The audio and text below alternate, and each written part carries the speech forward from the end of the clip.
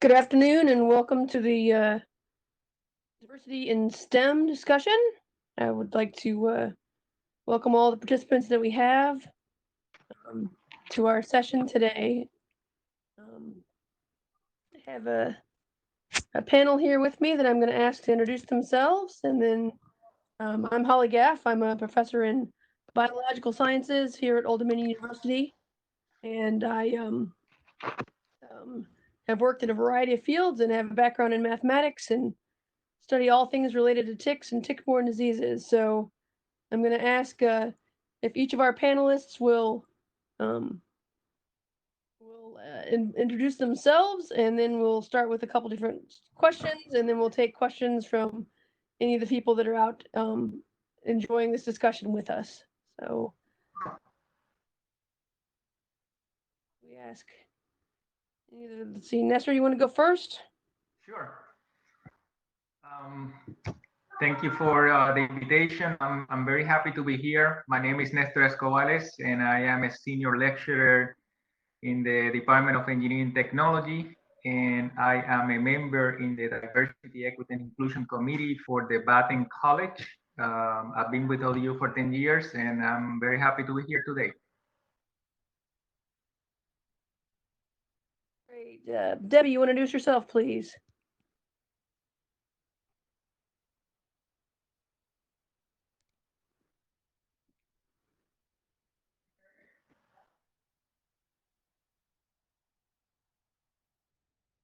You're still muted, Debbie. If you can unmute yourself.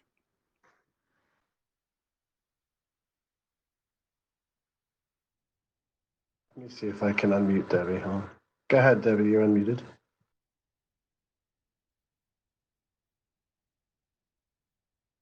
She's still muted.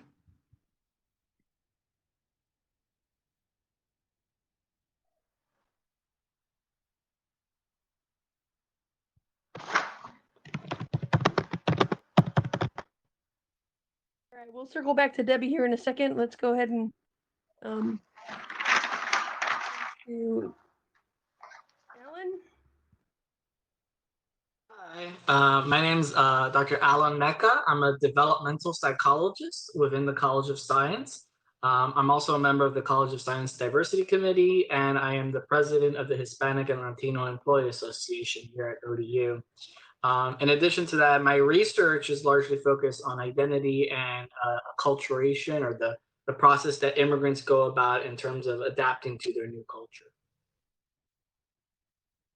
Great, thank you.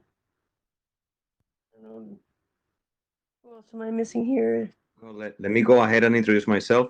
Please. Can you hear me now, Holly? Hi, Holly. How are you? Yes.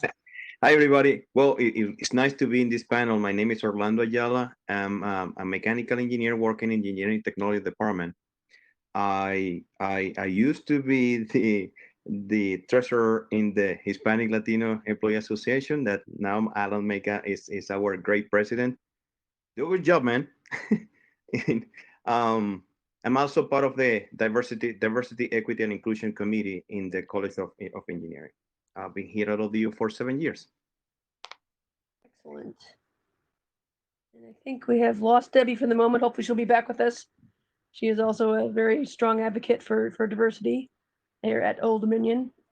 So I would like to ask, as we have this discussion and as we move along, that you may send any of your questions in front of the chat window, and we'll circle back to all the questions that we get in that direction. But I thought I'd start the conversation by asking our panelists if they can tell us a little bit about what led them to work in STEM. I think that people's personal backgrounds and people's personal fields and their journeys are always interesting. And then I asked this question more because I think we often talk about diversity and ways of fixing it as a pipeline, but I have become more and more fond of an analogy that actually talks about it as a more of a plumbing exercise, because there is not one way to do this. And if we think of it as only one way, we will lose a lot of people, diversity especially, who came in later. And so I think that there are many places to enter and many places to exit and come back. And this is something that we need to move away from, this idea of a linear process to bring you into STEM. So my background, as I mentioned, is is in mathematics.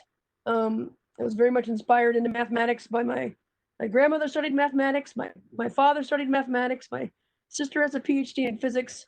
So I didn't have a lot of choice but to go into STEM somewhere. And I chose mathematics because it's genetic in my family. But I was always very, very interested in the public health aspect of things and helping people. And so what bothered me sometimes, and I think often is a way that I engage younger people who may not be as interested in the hardcore math side of things, is I do math that makes a difference in people's lives. Like I mentioned, I studied ticks and tick-borne diseases, and I got into that because I was, again, interested. I started math pre-med. Med wasn't for me, so I wandered in the wilderness for a while, got a PhD in math, did a couple jobs here, worked in management consulting for a while, did some defense consulting for a while, was on the faculty of the School of Medicine for a while, and all these things kept just not being the right thing until I got here to ODU and came back to some world of studying ticks and tick-borne diseases, and have been here now for almost 15 years. And I tell that mostly because I think it's helpful to see that it is not a linear path to where you end up. I'm in biology now, and I love biology. I sneak the mathematics in as much as I can, but it's a good mix. And so I was hoping that the rest of the, we'll go around again to the panel, and I would love to hear your, not your pipeline story, but your plumbing story. So we'll go back, and I think Debbie is back with us now. Maybe we'll start with Debbie. Are you back? Yes. Can you hear me? Yes, please. Okay, introduce yourself, and then if you can tell us your story of how you got into biology. Absolutely. Okay, well, I'm Deborah Waller. I'm in the biological sciences department. I'm an associate professor, and I'm an entomologist, and I study animal behavior and ecology. So I just love biology, and I study all these fields and try to intermingle them. So I've always loved insects, and as Holly grew up as a mathematician, I grew up loving insects, and that was not a common thing among my peers. And in fact, I spent much of my childhood years trying to save insects from being stepped on and tortured by little boys. But I never thought of it as a career, ever. In fact, I never thought I would go into biology because I loved all animals, and I thought biologists were people who cut up animals and, didn't have any compassion for them. So it wasn't until I was in college when I started reading about Jane Goodall, who was an animal behaviorist, and I realized I could become a biologist. And so that just turned my life around. So I think role models are extremely important, that you can see yourself and what you want to do represented by somebody who's doing it.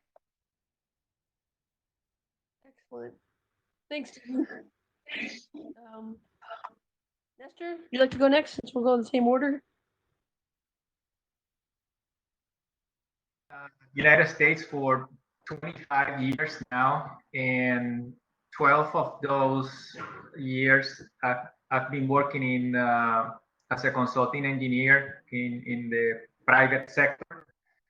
And I lived through several experiences, and I wouldn't say negative experiences, but learning experiences about what diversity, equity, and inclusion means, and what I understand from that.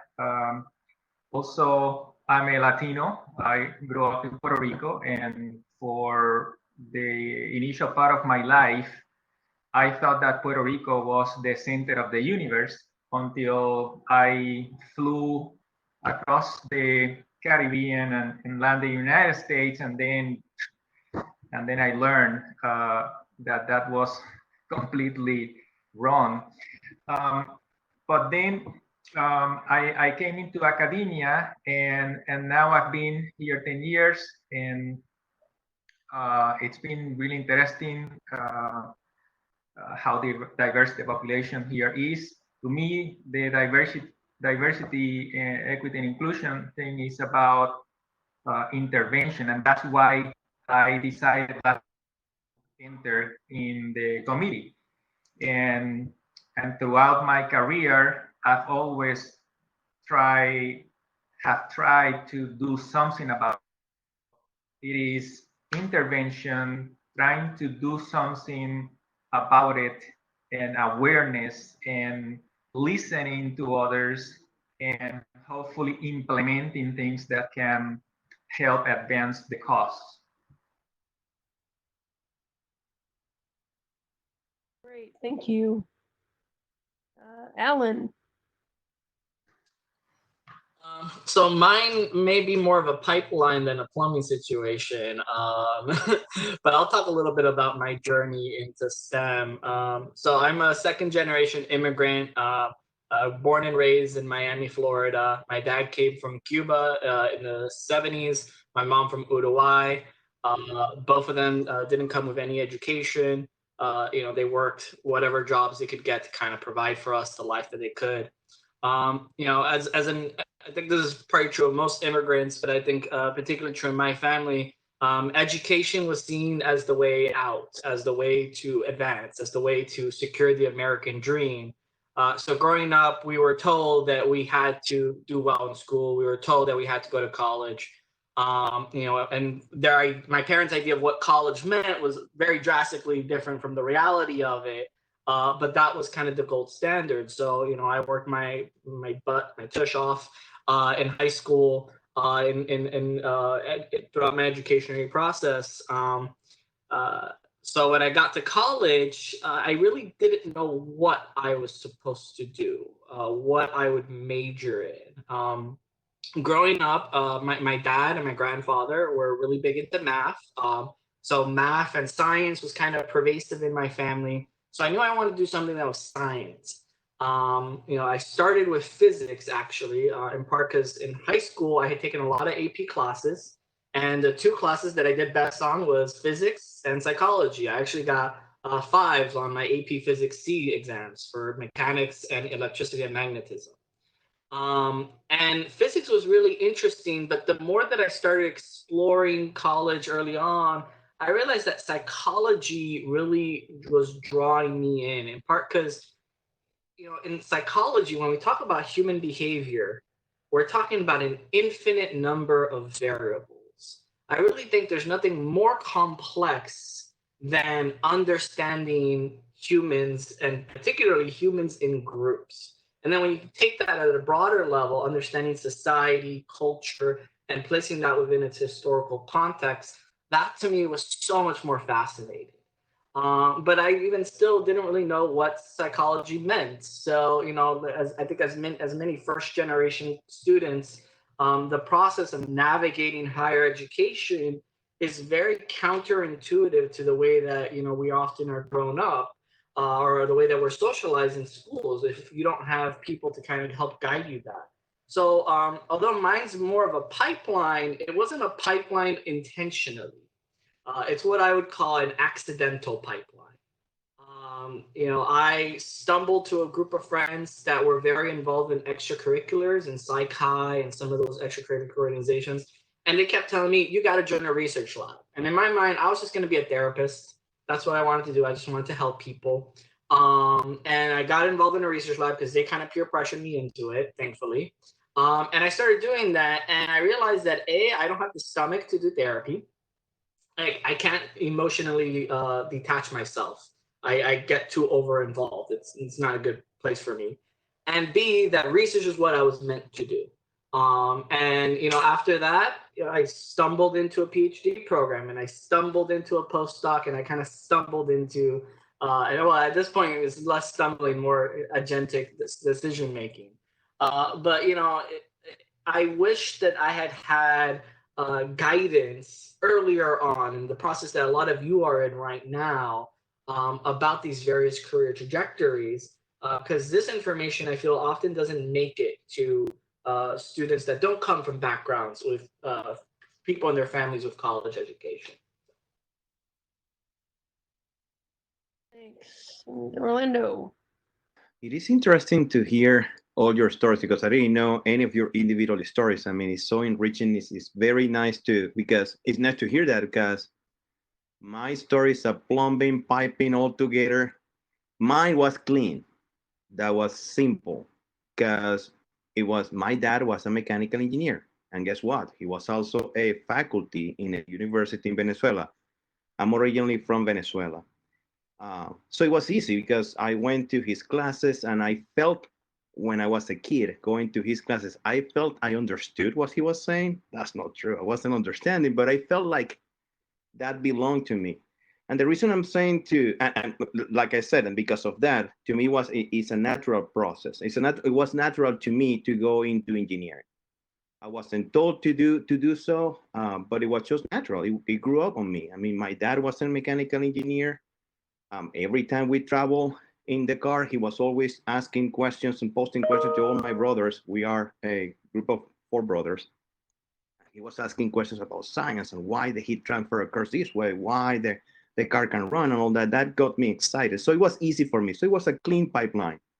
The reason I'm saying that my story is also a plumbing one is because my dad was told to be an engineer. He didn't want to be an engineer. And that's the story that it resonates to me, even though it happened to him. I learned that his parents forced him to go in engineering. And it's a similar thing as Alan, because my granddad, my grandmom, they didn't even have a high school diploma, but they knew that the way to go was through college. So, and they were smart to tell all their kids, 12 kids, by the way, a lot of them. I have a lot of uncles and aunts.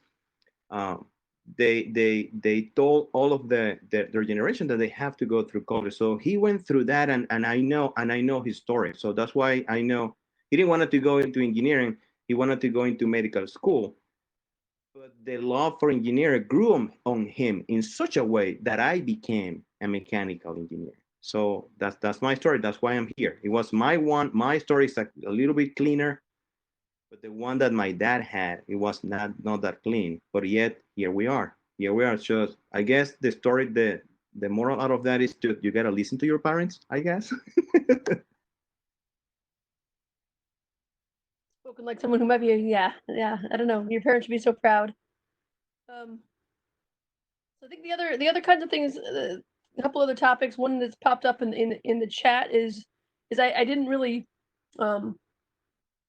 didn't dive into the concept of what is diversity, right? What angles of diversity are we concerned about? And I think obviously from the stories, there are some issues with gender and ethnic background, race, all those kinds of things.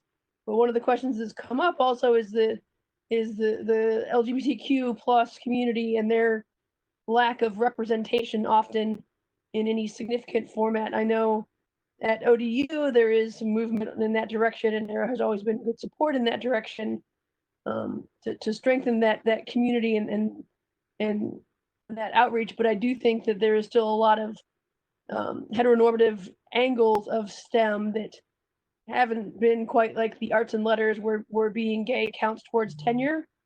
In STEM, it seems to be a little less embraced, and I think that is a topic that we can think about and talk about as we're thinking about all angles of diversity and bringing in all angles of thought, and all access for all to the wonderful world that we all clearly love to what we do. So I wanted to make sure I brought that into the conversation because as a couple folks have been asking about that. So that kind of leads me to the next question, which really is kind of, again, I'd like people's opinions. You can jump in. We don't have to go quite so linearly of thinking of what active things can the folks that are listening do to increase diversity in STEM, right? We all clearly value it in this group, or we wouldn't probably participate in this panel.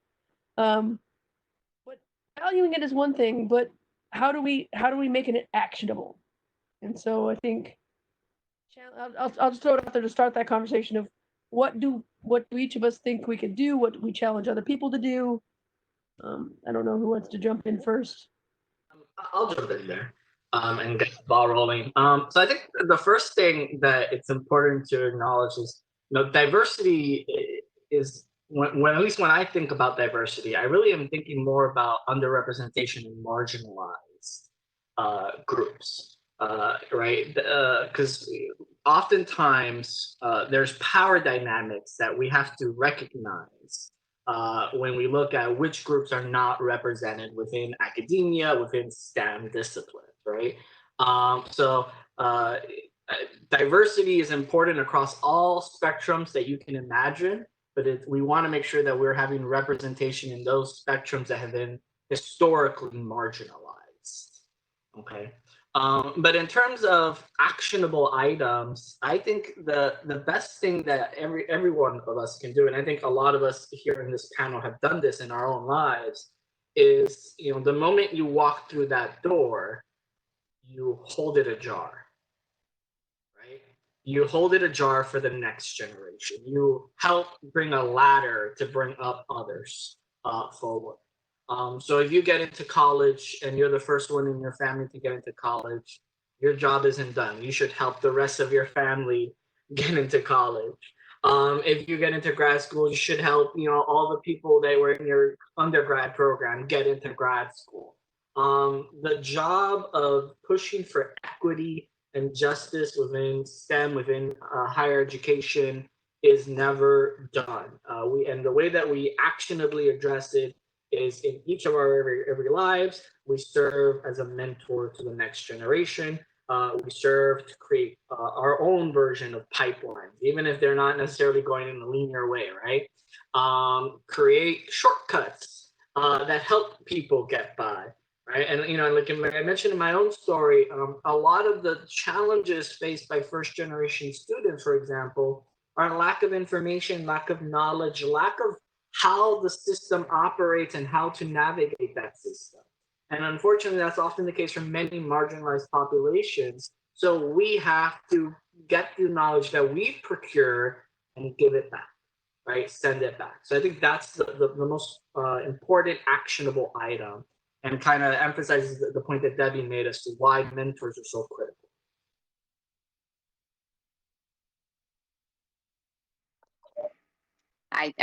I can jump in. I totally agree with Alan that we really need to make science accessible to everybody. And I think what we need to do is to start very early.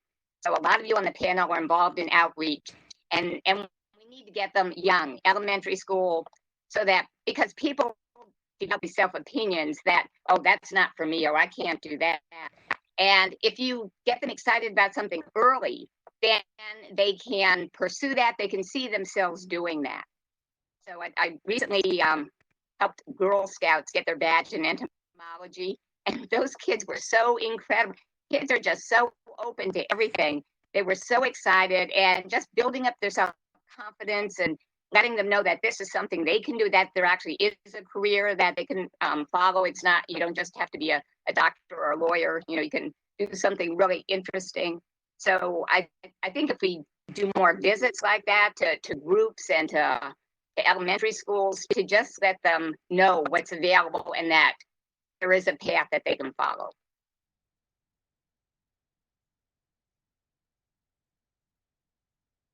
To me, it's a matter of talking. See, we have to use those spaces like Reyes, like this panel. We have to talk and we have to show up. We have to show up, because if you don't show up, we're not showing that science and engineering has another face. It's not a traditional face. It's this face, that face that Nestor, Alan, Deb, Holly, those faces, those are the faces of engineering and science, not only the traditional faces. So actionable items is what we need to do, to talk loud and be loud, not offensive, of course. That's not the point. You will never make a point doing that. It's just being show up, and in every space that you have, use it. Don't sit in the background. You have to be there. That's how I think we should go. Being respectful, definitely. Being respectful with everybody, with all different people around.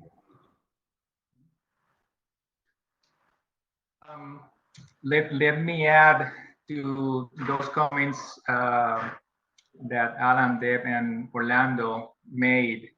And I heard a few times the word show up.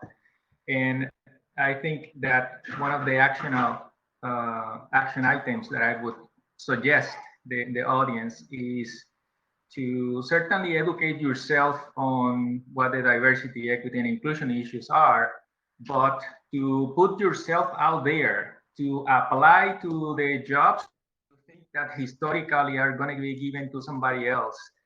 Don't be shy. Don't think that it's just not going to happen, because that mentality may potentially prevent you from even applying. And if you don't apply, then you will never know. So, try for everything, apply for jobs, put yourself out there, show up, just like everybody else mentioned. And I'm talking about showing up in the sense like Nestor put it. Don't step back because you have a failure. If you didn't get a job, that doesn't mean anything at all. It means that you need to keep trying. That's what it means. Mhm. Yeah, I was very encouraged yesterday. I was on a call with all of the electronic changeover for all meetings and conferences. The Society for Mathematical Biology's annual meeting is going electronic. And with the reshuffling, the current meeting board is taking the opportunity to ensure the most diversity they can have in the plenary speakers. And so they have challenged each of the subgroups to nominate 3 people as diverse as possible so that they can have the most widely representative group of plenaries, especially including people who couldn't often travel because of the electronic nature of this. They were really thinking people who wouldn't normally, for whatever physical reasons, would not necessarily be willing to go somewhere to give a plenary. And I thought that was one of the most encouraging things, that when we often worried before in mathematics about, all the plenary speakers being white males, and the Association of Women in Mathematics that I was part of for years would send letters after letters after letters challenging there were women who were equally capable of giving these talks because it was AWM. But I think diversity-wise, it's another tact you can take, is if you see these kind of panels that are made up of only men, or conferences that you would go to where that is only white men and has no diversity. It is something you can write letters, right? That's what we did to each of the members of AWM. I don't know how many letters the committees would have at the math societies, but they must have gotten hundreds, and it eventually made a difference. So I think it is another actionable thing to kind of watch for and do some very grassroots organization. It costs, these days you can write an email, but you can actually write a letter, but it definitely makes a difference. I think one of the other questions that came through was another group for diversity that we don't often think about is age. And it can be taken in a lot of different ways, of the age at which you enter your career, the age at which, we respect all people from all ages. And so I think that's just another nice angle for the multi-dimensions that diversity brings to the table. Other actionable items people have thought about while we've been talking?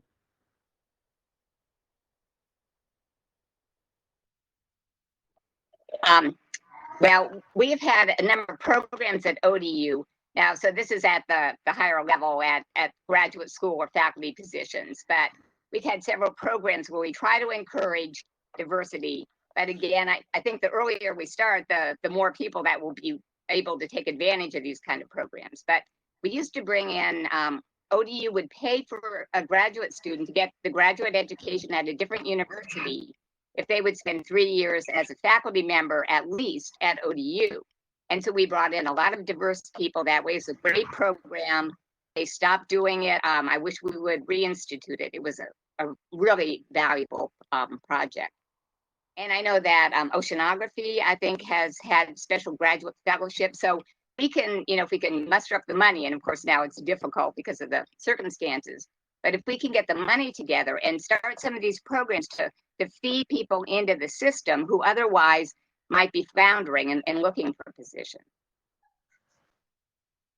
Great.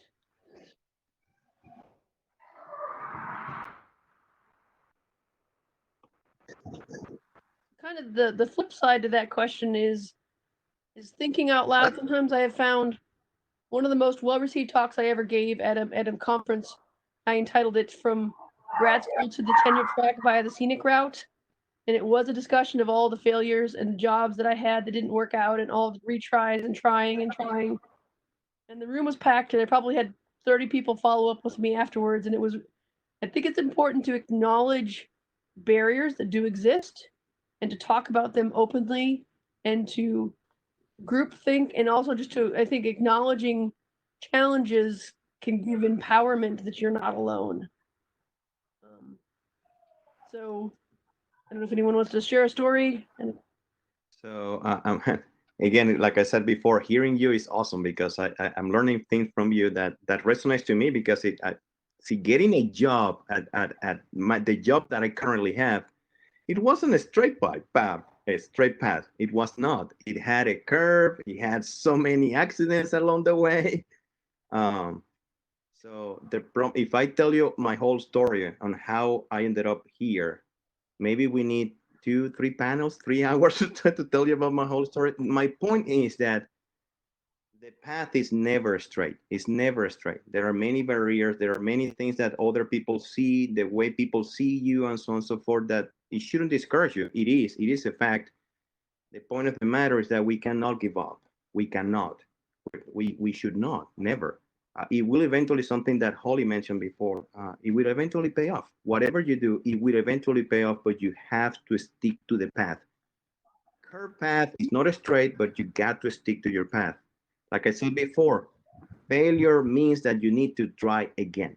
It doesn't mean that you have to stop. You need to try again. That's all what it means. I'll echo that. In fact, I think one of the coolest things about academia is how humbling academia actually is. Just yesterday I got a rejection letter on one of my manuscripts, and it's commonplace. In fact, I feel like if I don't get at least 3 rejection letters a year, that probably means that I'm not writing as much as I should be. So rejection is something that we face over and over within higher education. Within STEM and academia. It's part of the process of how we do science. It's almost part of ingrained into the system. What I would say though is, a lot of this sometimes makes it seem like, we're applying an individualistic kind of perspective to our life stories, in part because we process our narratives through our own lens, but none of us did whatever we did, got to where we are today alone. All of us at some point or another have had support from others. And I want to emphasize that because, a lot of these things that we're talking about, there's no reason you have to do it alone. Find peers that you can work together with. There's competition doesn't necessarily have to be inherent in every aspect of our lives. Working together has really been the secret to my success as a whole, and even as a researcher. In fact, I'm very proud to say that I do not have a single manuscript in my CV that I am a sole author on, and I never will. The best science to me, the best way that we move forward as a society is always working together. So I think one of the actionable items really is find people in your context that value what you value, that have similar goals, and work together. That's how really you're going to be able to work to change the system and to also advance yourself moving forward, so that you one day can be, a panelist on a talk like this, talking to the next generation. And in terms of barriers, I'm not going to lie, I think there are barriers within academia. I was actually just reflecting about this the other day on Twitter. Oftentimes, if you're interested in becoming a professor, one of the expectations is relocation. And it's for me, it was really difficult leaving Miami, my home, to go anywhere else in the world. And that's one of those challenges that was something that I just kind of had to learn how to navigate. So the way that we built the system of higher education is still kind of structured in a way that can sometimes be at a disadvantage for others.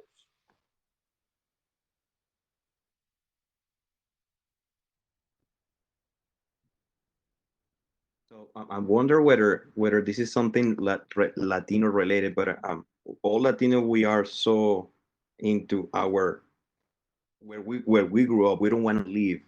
So gaining out of Venezuela was a hard thing to do for me. But it paid off. I think that was the right decision. You have to make hard decisions, very difficult decisions that ended up will tell you that you made the right decision. So I see where you're coming from. I know what you went through.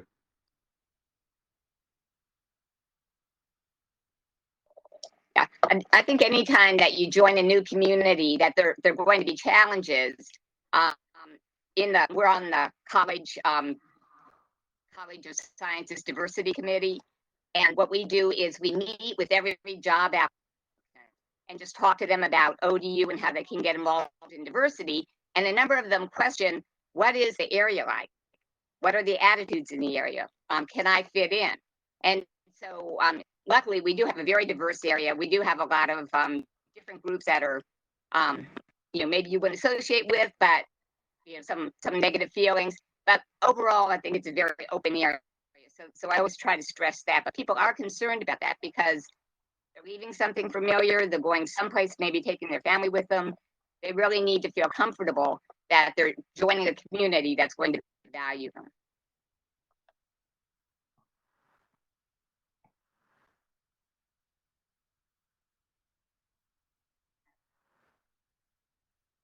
Just back to some of the stories of childhood and growing up for me, and things that people often relate to.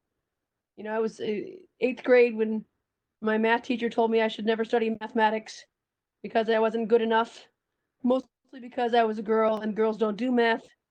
And to this day, my mother wants me to scan him a copy of my dissertation, which I have not done. But it was to me, I could easily see for a different individual, if he'd probably told my sister that, it would have broken her spirit. But for me, I was like, game on. And so it is, different people have very different responses to these episodes. I've been, didn't work out in a job because I didn't fit what they expected a woman to look like. I mean, I've been told all kinds of things in my career in varying and sundry ways of discrimination. And I think one of the best things, if you can and your personality allows, or to find ways to take it as a challenge rather than as a given. And so I think that we are in a time when things are changing around us. The enthusiasm for the Black Lives Matter movement right now is phenomenal. And I love the youth that are behind all of these actions is thinking of, well, why haven't we done this before? And the more we can take advantage of that and embrace that and look for change, I think I'm very hopeful towards where we can go from here. But I think we need to bring it back into the classroom. And so the other big question is how we in STEM, particularly in academic STEM, but in STEM in general, we often value things on much more quantitative metrics than qualitative things like diversity can come into. And I think that's another thing I'd throw out to the panel. Just kind of think out loud about, or maybe somebody has some great ideas of how do we bring that into the equation.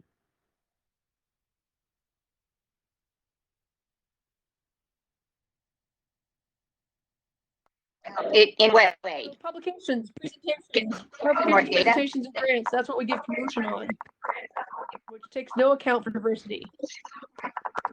Right. So, kind of brainstorming how we can do that.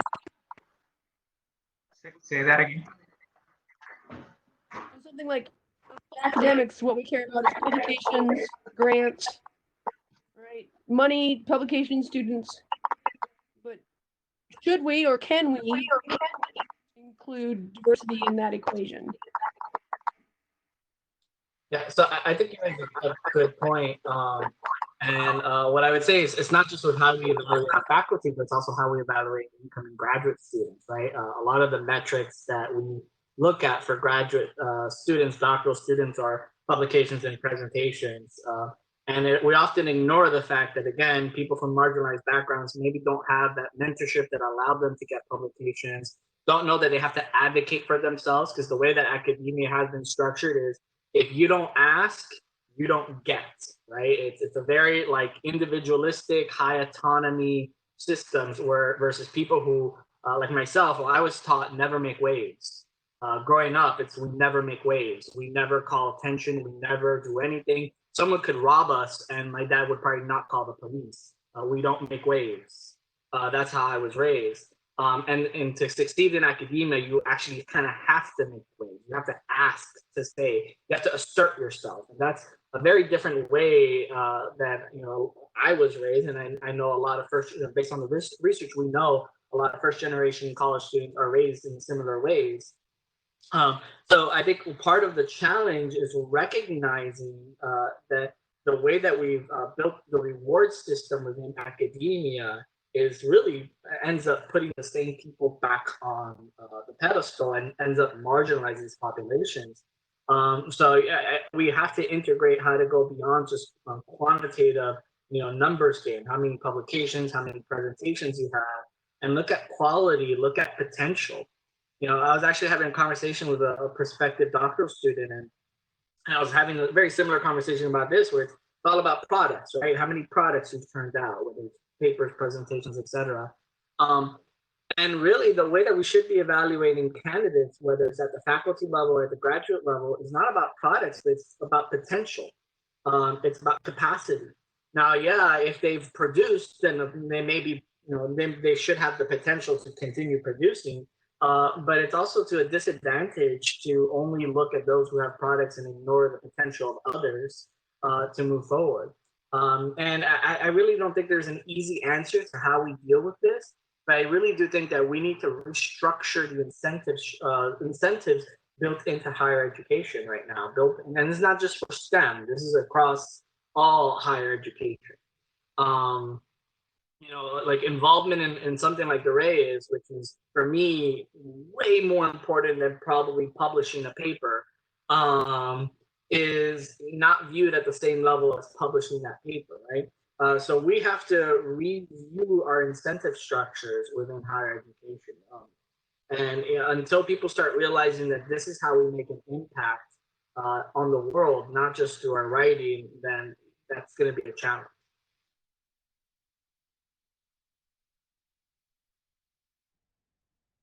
Well, I agree with that, but I think that we can also potentially produce things that are outreach items. So when you're writing something, maybe include some popular articles that might reach a wider audience to let them know what science is all about and something that they could pursue. Children's books, things like that. So I agree that academia is very narrow. It's mainly how much money do you bring in that you're worth. But there's so much more that people do, and I think we can still do things that produce a product, write a paper, articles. Just be more active in a way that's visible, and you can demonstrate the impact that you have. So I think that would be helpful to add that.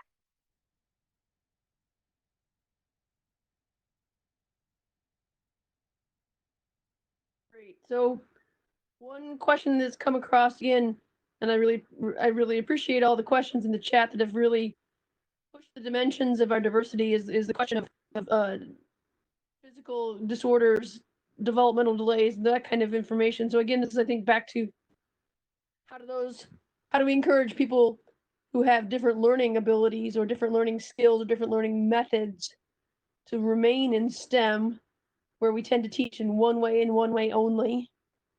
And I think this is also another good challenge to remind ourselves of a dimension of diversity to ensure we're not losing out on individuals who can contribute in many ways. I know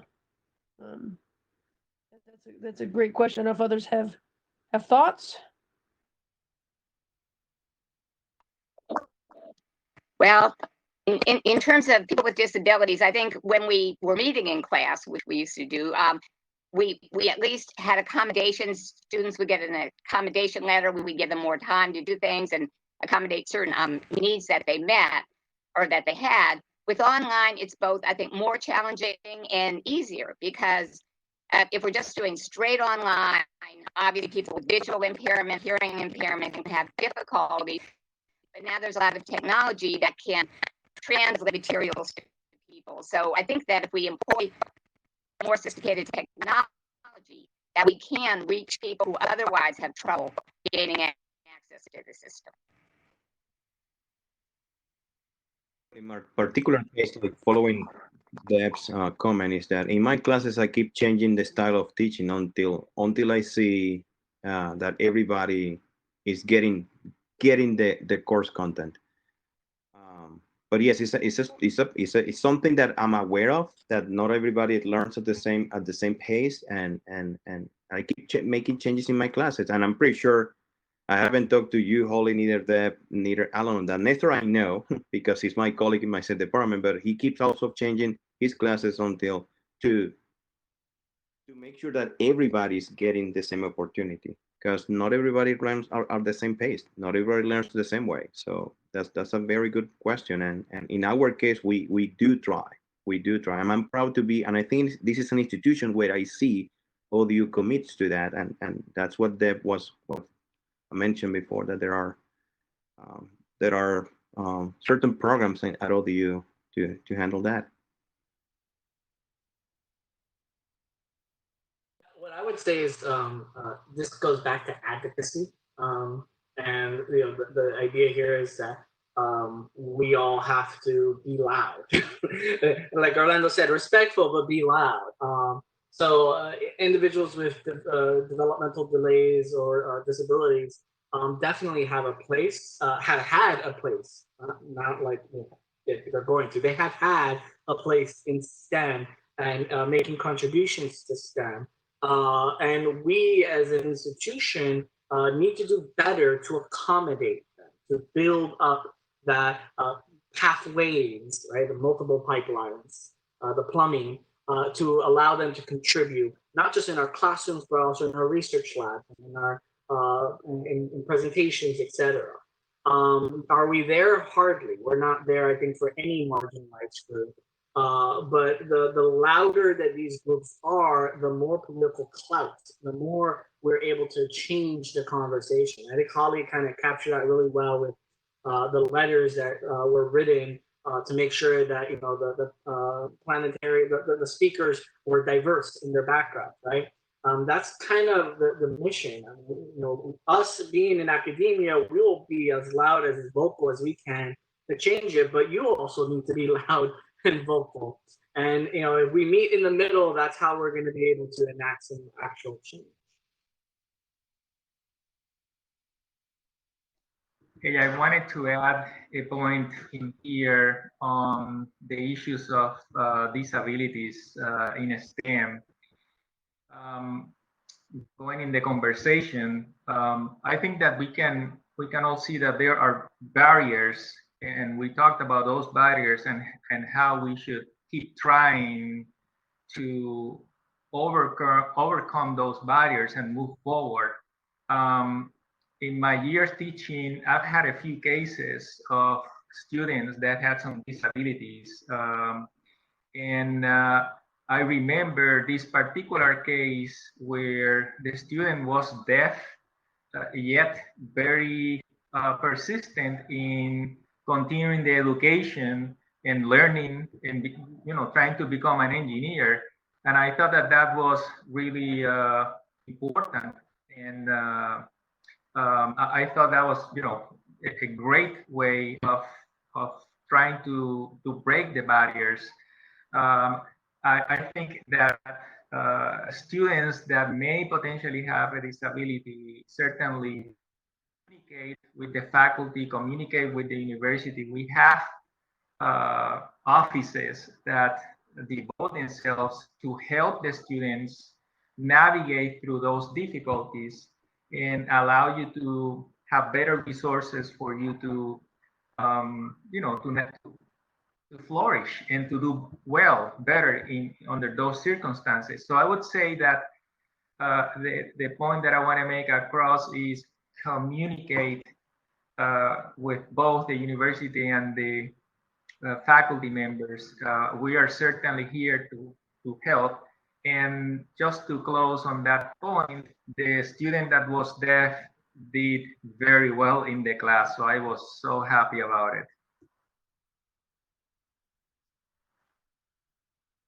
Excellent. So we're coming up at the end of time. I did want to mention one final comment that came through and kind of as a bit of a perhaps action item that folks can take to think about these things. And if you haven't followed the news in the last 2 days for higher education, the recent changes in the policy for the F1 visa holders is that they will not be allowed to stay for schools that don't have face-to-face classes. And the implications of that are pretty stark for diversity in many ways from an international perspective. And so the comment came a question of, well, how do we support ODU alum? How do we support ODU?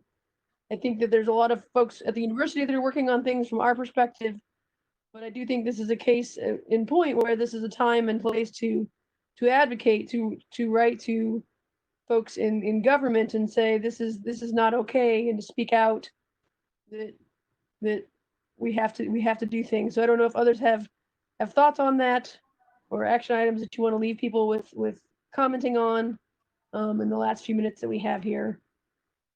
Yeah, so I would say, again, kind of going back to action items, this is a time to unify, to reach out to various groups that have been marginalized and use their platforms to further address this cause as well. This decision to,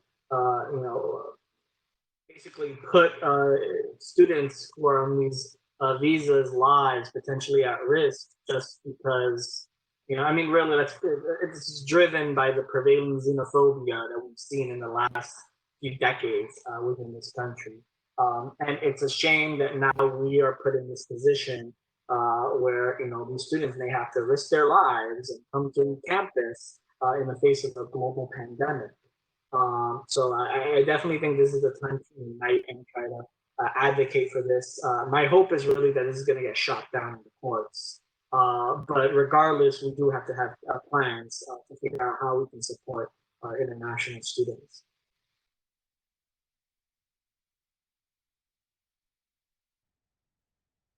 I totally agree with you, Alan. I mean, we should do something about that. I don't know it's not like we have a lot of power, but at least we need to be loud. We have to start sending emails talking, because that's really unfair, especially to the ones that are already here, right? Because I understand the ones that are in other countries that were planning on coming to the United States, but the ones that are here, it's not their fault. I mean, and what are you doing? What are you gonna do? Force them to come to campus to receive an education at the expense of? Anyway, we have to be loud. Yes, we have to be there. I think the fact that ODU is planning some face-to-face classes, which I actually don't agree with, but I think that will allow some of our students anyway to stay in the program, because I think it has to be exclusively online, not allowed to participate. But that is ridiculous. I wonder if maybe our scientific societies, AAAS, et cetera, could, writing to them and getting them to take a stand, because this is really going to hurt education. It's going to hurt research around the world. It's really a devastating blow. I know the American Psychological Association is working on a response towards this issue. But I would say is that even if universities right now are opting for a hybrid online format, given the spikes that we've seen in Florida, Texas, and California, I think I'm probably one of the most pessimistic people, because I did my postdoc in public health. But I don't think we're going to stay face-to-face very long in this.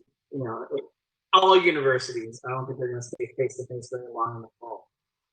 So, we have to resolve the core of this executive order, which is what I believe it is. Because the worst case that we can have is that we bring in students, they come, they stay, and then mid-semester they're forced to leave the country, in addition to having to figure out how to navigate into an online format. So we really have to be providing opportunities to kind of address the core of this executive order. All right, so we are right at the 4 o'clock hour. So hopefully the take-home message everyone can hear is you're not alone. We look forward to a better future, and be loud. So thank you for participating, and have a wonderful rest of your day.